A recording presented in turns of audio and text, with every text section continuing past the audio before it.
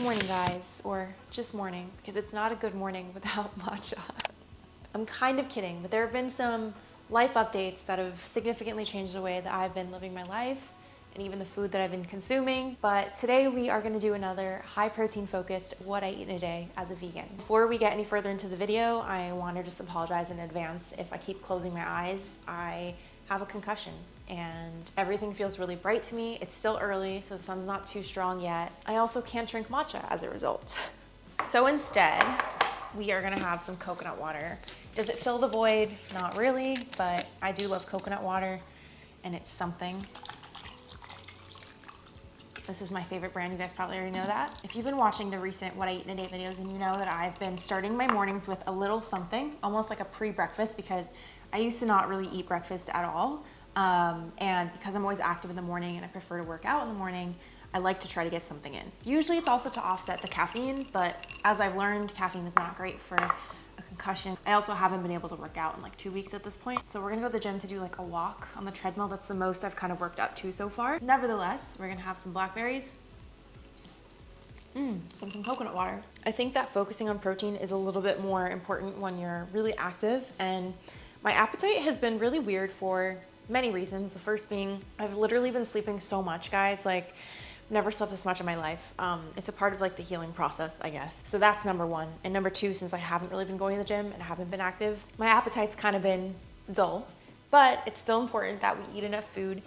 And because I want to start getting more active again, hopefully as I'm recovering from this concussion, I need to start refueling my body too. To be honest, if you're going through something that's impacting your appetite, whether you're feeling really anxious, which happens to me all the time, you're just not feeling it, or you're kind of having a moment in life where you're just slowing things down, I promise you, you will almost always feel better if you just eat a little something. Like whatever you can get down at the time, whatever sounds good. I've just really noticed that sometimes it's a matter of habit and just kind of reminding your body that this is when you're supposed to eat something.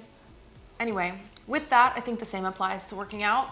Doing something just to move your body is great. And I'm very grateful that I can walk on the treadmill right now, because a week ago I couldn't really do that.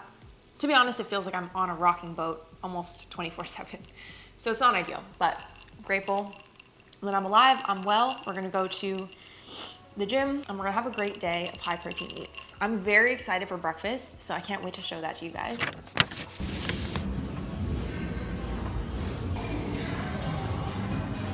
A little walk. I'm getting picked up in a Tesla, which I always feel car sick in to begin with, so I'm in for quite a ride. Moving vehicles are my worst enemy right now. Oh my gosh, it's so bad. I should have just walked home from the gym. Ooh.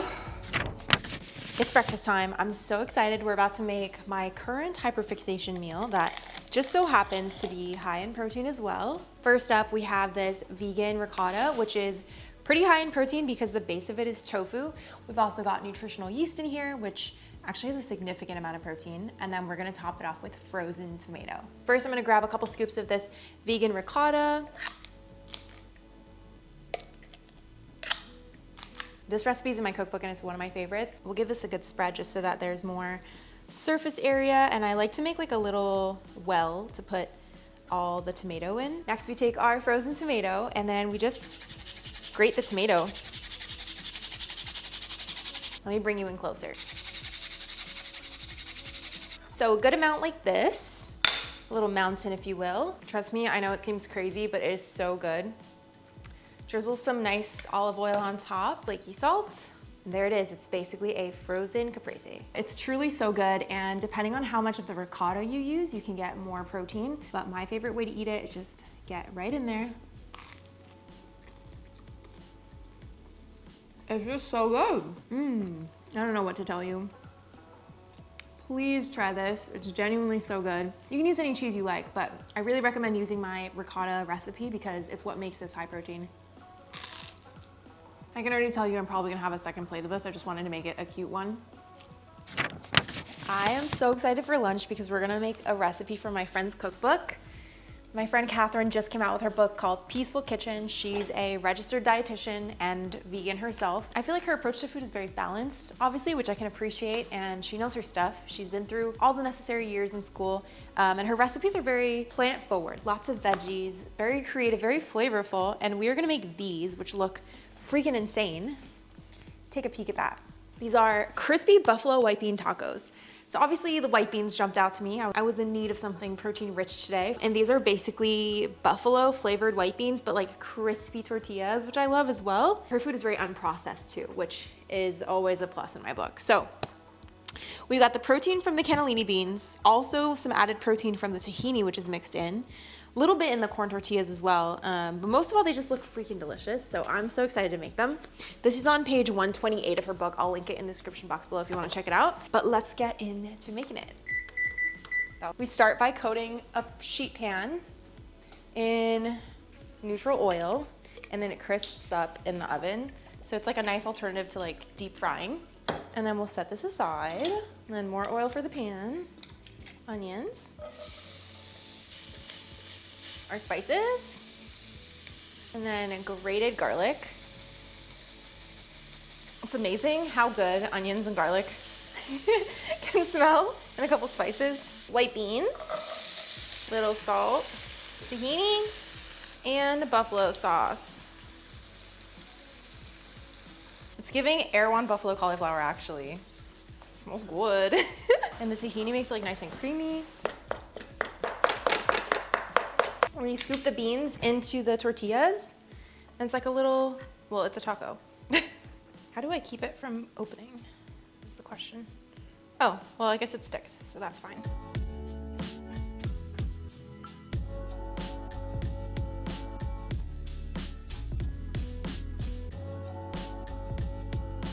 All the tacos in our oven, we're gonna make a really quick edamame and cucumber salad, because I've been seeing Logan's cucumber everything recently, but we're gonna add edamame to make it a little more high protein, and because I need to get through the edamame in my freezer. I have so many right now. And then for the cucumber, I'm using mini, because that's what I have, and that's my favorite. And we're just gonna do like quick Korean style, like, I guess cucumber kimchi, but like a lazy version, because I usually just eyeball this. And I do have a recipe in my cookbook actually for Korean cucumber kimchi if you really need one, but I feel like the best way to do it is just like adjust to taste. So cucumber, don't cut your fingers off when you use a mandolin or your nails. Seasonings, tamari, just eyeball it all. Sesame oil, rice wine, gochugaru, okay, garlic, and a lid.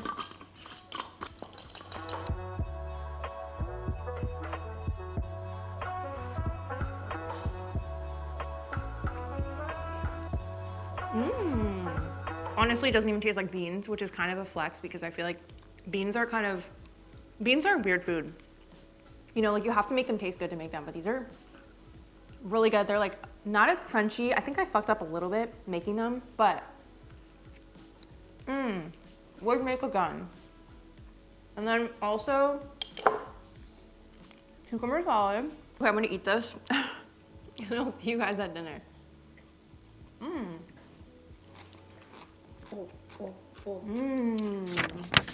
It's time to make dinner, and I am going to eat something that I'm trying to get rid of. This is a protein pasta, and I am normally a really big fan of protein pastas, but this one, I don't know what it is about it. I'm just not a big fan. It is vegan, it is gluten-free, and it's obviously very high in protein. They even say that they're even higher protein than chickpea pasta. But I think where it gets tricky is the fact that it's lower in carbs too. Like my thing with protein products is I'm cool with carbs. I just want the added protein. And this one is technically keto. And listen, I'm used to eating chickpea pasta, red lentil pasta, all these like high protein pastas, which I love. But this one's made with lupini flour and fava bean protein. And I've had a granola bar made with lupini beans and I hated it. So I feel like maybe lupini beans are just not for me. But I do want to try to use this up because it's edible. It's just really not that enjoyable. However, the macros are pretty good and I have some freezer pesto. So what I do when I travel is I use up all of my like fresh herbs and I make a pesto. I usually make the scallion pesto for my cookbook. And then I freeze it and it stays good until you're ready to use it. So we're just going to struggle through this pasta because I don't want to waste it and I just kind of want to get it over with and eat it. There's just something about the texture. If you've tried this pasta, let me know in the comments below because I actually really like the red lentil pasta from Trader Joe's or any brand. I even prefer that to like chickpea pasta, but I also love a chickpea pasta from time to time. I just can't Can't get myself to love this one. Anyway, I'm trying to be more mindful about like eating things up that I have. So in a future video, what I want to do is what I eat in a day completely from my freezer only, because I have like a lot of random shit in there. And it just, you know how it is. And the freezer to me is kind of like Narnia. Like once something's in there, I just kind of don't know it exists. And yeah, I want to kind of work through my freezer more. So I will use some freezer pesto. Cooked pasta here, and I usually like to put the pesto into the pot so it heats up a little, and then I'll throw the frozen pesto in. It's like rock hard, but it'll soften really quickly because it's got a base of olive oil. And then I'm just using the residual heat to melt down. I've been obsessed with the scallion pesto from my book.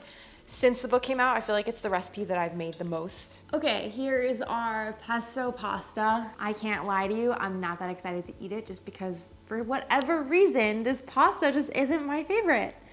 But I am excited to have the pesto because I always look forward to it. It's such an easy meal. So that'll probably be all that I eat for today because like I've mentioned, I haven't really been being very active, so I've definitely noticed my appetite changing a little bit, but this is more than enough for what I need and how I've been moving lately. After I eat this pasta, we're clocking in at just shy of 100 grams of protein, which is pretty great for my size and my body needs personally. Obviously, everybody's needs are different. As always, I will leave any recipe links in the description box below if there are any linkable recipes. And I hope you guys are enjoying the series. I'm really excited about the freezer video, so I'm gonna do that one next. And I would love to also challenge myself in a future protein focused video and try to do the same protein challenge but soy free, because I personally love soy. I mean, it's literally in the title of my cookbook, Sesame Soy Spice.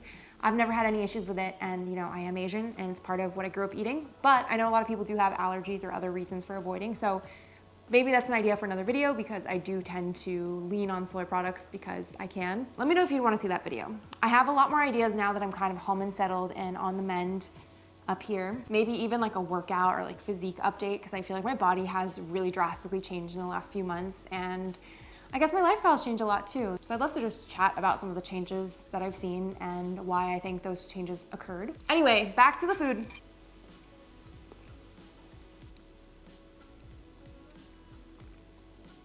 It's just the texture. Something about the texture just doesn't quite sit right with me. All right, I'm not gonna make you guys watch me eat this, but that is it for today's video. I hope you guys enjoyed. As always, don't forget to subscribe so you don't miss the next What I Eat in a Day video. And I'll see you in another video soon, hopefully concussion free. Bye.